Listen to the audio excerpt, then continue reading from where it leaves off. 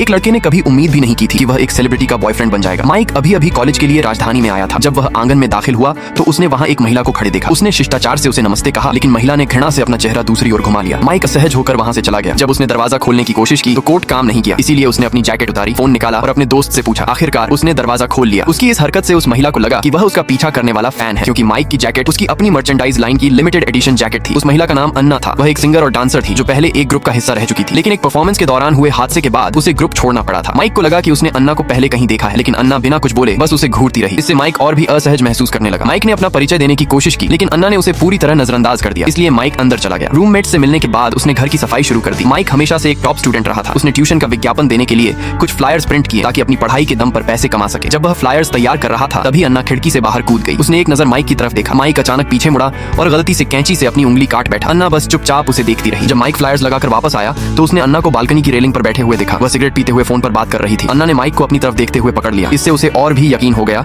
कि माइक उसका पीछा करने वाला फैन है। गलतफहमी से बचने के लिए माइक ने अपनी खिड़की को अखबार से ढकने का फैसला किया, लेकिन जैसे ही उसने खिड़की खोली उसी समय अन्ना ने भी अपनी खिड़की खोल दी। तभी माइक के दोस्त जॉन का फोन आया। अन्ना ने उनकी बातचीत सुन ली। जॉन ने माइक से कहा कि उसने उसके लिए 800,008 की ट्यूशन की नौकरी ढूंढ ली है और इंटरव्यू अगले दिन है। उसने यह भी बताया कि जो जैकेट उसने माइक को दी थी वह स्टार अन्ना की लिमिटेड एडिशन जैकेट है। तभी माइक को याद आया कि जब उसने वह जैकेट